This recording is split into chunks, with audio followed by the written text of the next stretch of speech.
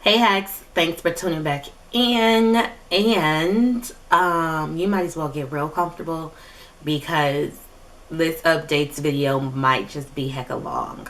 I have so much to fill you guys in on that I honestly don't even know where to start. So I'm just gonna go in no particular. It'll be in order. Who am I playing? Okay, so first things first. The last time that I hit you guys with the When Life Gives You Lemons was like 6 months ago. And at that point, I was updating you guys on the last one. So, um, thing one, I have a new job. And this job is a full time, 12-month, 40-hour a week job. And it pays great. It pays so great that 3 months after starting, I got my own place. Um, So I work for the city. I went from school district to city employee, and the city that I work in, I had put in an application for a moderate income um, housing, and like 3 months after, I moved into my place. It's a studio. It's really nice. Um, it's Saturdays. I'm supposed to clean up today, and I have not done that yet. So maybe one of these days, when I have everything set up the way that I want it to, shout out to Pinterest, then I'll give you guys a little studio tour. It's a studio, so it's not really much to show you. Um, and the job. The job is literally everything that I imagined and more. It made transitioning from the school district so freaking easy. So I started the process in technically February, but I put in my application and stuff in January. And then I did my first test February 25th, and I did the second test um, like late March. And then I had my first interview. No, I did the second test beginning of March. I had my first interview late March. I had my second interview mid April, and um, I was putting in a 2 week notice when I came back from my birthday, so early May. Um, so what is that? February, March, April. So it's just a 2 month process, which isn't bad at all. Mostly because they were actively hiring for a position.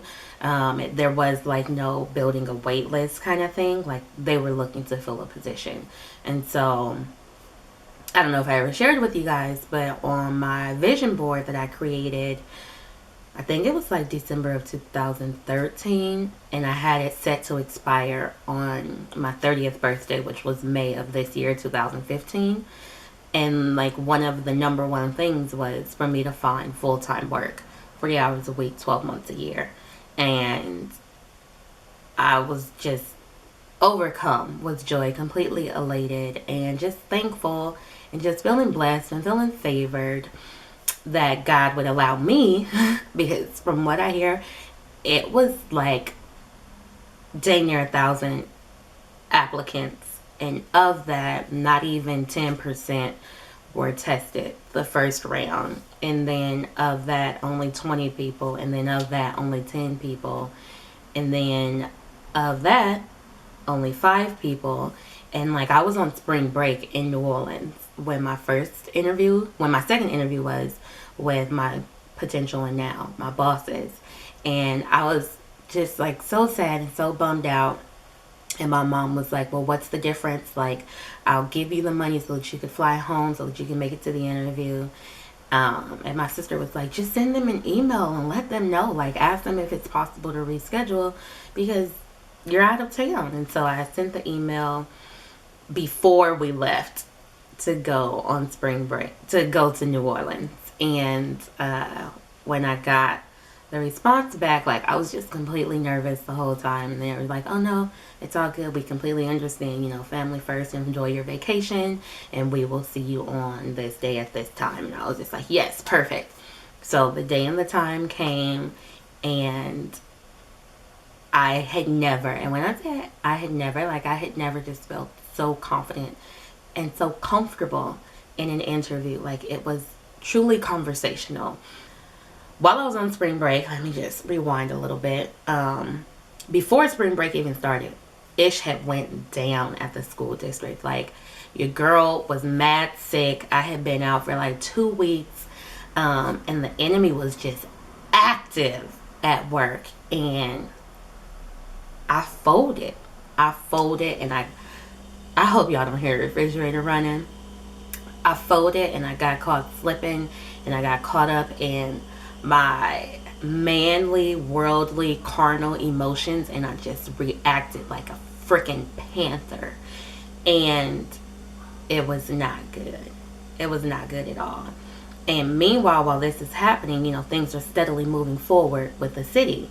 And so when spring break came around, I was just like, God, just you tell me what to do. Because, like, I was at that point where I was just like, forget it, I'm going to quit. Like, I would rather not have a paycheck than deal with this mess. And on spring break, God was just like, you go back and you give them your notice. And you let them know, effective April 30th, like, you not coming back to work there no more. And so I was just like, oh, cool, perfect. Like, I got my answer. Things are going great. Like, yes. And then, of course, when I get back from spring break, bad D is all like, why would you let some woman come between you and your money, and don't be no fool, and blah, blah, blah, blah. So I didn't give my notice. Meanwhile, things are moving along. In the background, God is always busy working. We don't see it, but he's always busy working. In the background, things are just progressing and progressing with the city. And then finally, I was out again for another week. This time I was out with, it wasn't pneumonia, it wasn't sinusitis. I forget what they had called it this time. But he had put me out for a week. So I was at my boyfriend's house. I get a phone call. And, I don't answer numbers that aren't stored in my phone. And then I get a text from my dad. And my dad is like, call the city at this number. When you get a chance, they just call the house for you, whatever. And so I'm looking at the text, and I'm freaking and geeking at the same time. And so I call the number back, and my boss is like, hi, this is so-and-so calling from the city, and I just wanted to extend, first she was just like, I just want to thank you for your application. Thank you for taking the time to apply with us and test with us and interview with us. We had a lot of applicants, and I just wanted to take the time to extend the offer to you for the city's admin specialist. And I start screaming, and then I start crying. I was like, of course I accept, of course. And she's just like, I know she was like, what the heck did I just do? Who did I just hire? And so, I told her, I was like, what, as you know, I'm currently employed, and this week my boss is off for her wedding week, and I would love to give them a 2-week notice. So, is it okay if the start date is 3 weeks out? And she was just like, yeah, sure, that's no problem. You let us know when you're available to start. And I was like, okay, perfect. So my start date was May 18th. I turned 30 May 2nd. And I was just like, God, look at you. Like, if you're not busy showing up and showing out, bruh, like, I don't know what the definition of showing up and showing out is. And so I immediately called my mom and my dad, and I'm just like, guess who got the job? And my mom was like, I knew you were gonna get it. I knew you were gonna get it. And then I called my sister, and like, I just cried, and I was just completely humbled and thankful, because like, if you guys have paid attention to the vlogs where I've talked about work, like, it's not like I've talked about work in a negative light, but just in a I need more light. And there is a side of me that wishes that the school district could have been that more that I needed, because I loved what I did. I loved my students. I loved my coworkers. But I did not love the fact that I was 30 and still living with my mom and dad. So something had to give. I mean, could I have made it work? Yeah, I could have made it work if I was like 21. But at 30, no. And don't get me wrong, because it was good money, but it wasn't great money. Like, now I'm making I'm making $1,200 more than I made at the school district a month. So, yeah. And so then I started and I turned in my housing application, and coincidentally, by the grace of God, because the girl was getting up at 5 o'clock every morning, drawing on an eyebrow, doing some eyeshadow, getting out the door and coming home just to pick up my clothes, shower, go to sleep, to do it all over again. So 3 months in, exactly 3 months in, I moved into my place, which is a 15-minute walk from work. Like, I just, I don't even, I don't, I don't know. Like, I'm just so thankful. And real talk, I want y'all to listen to me, and I want you to listen to me very, very well. If you are finding yourself right now at a fork in the road, if you are finding yourself just feeling lost, feeling alone, feeling unsuccessful, feeling unaccomplished, feeling overwhelmed and stressed out with your current situation, if you are a believer like I am, give it to God and leave it with God. Don't give it to Him at the altar and then get back up with it. No, when you give it to Him and leave it there and let Him put His hands on it.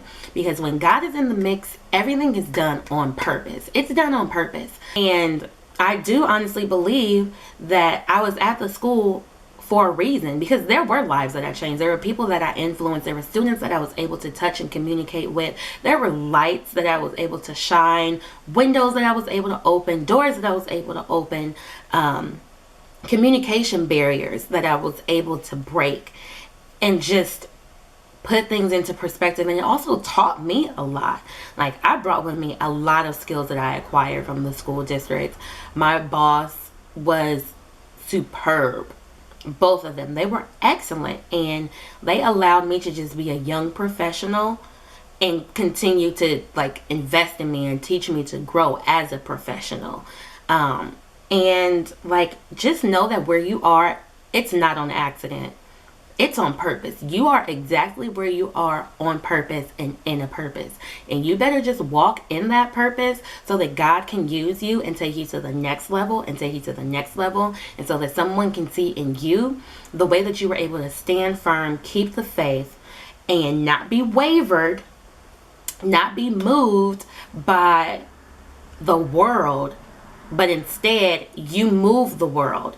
Like, it's so easy to be a witness to someone when you've gone through something than for you to like give someone cliche lines of, it's gonna be all right, better days are coming, you know, weeping may endure for a night, but joy comes in the morning. Like, it's one thing to just say that just to say it, and it's another to say it with truth and with honesty and with experience. Like, I am here to tell you that your nights of working 10 and 12 hours a day but not getting compensated for it, busting your butt and not being recognized for it, like, that is not in vain. God is preparing you for something better, something that right now, if He were to give to you, you wouldn't even know what to do with it. You would either be intimidated by it, or you would forget that He blessed you with it.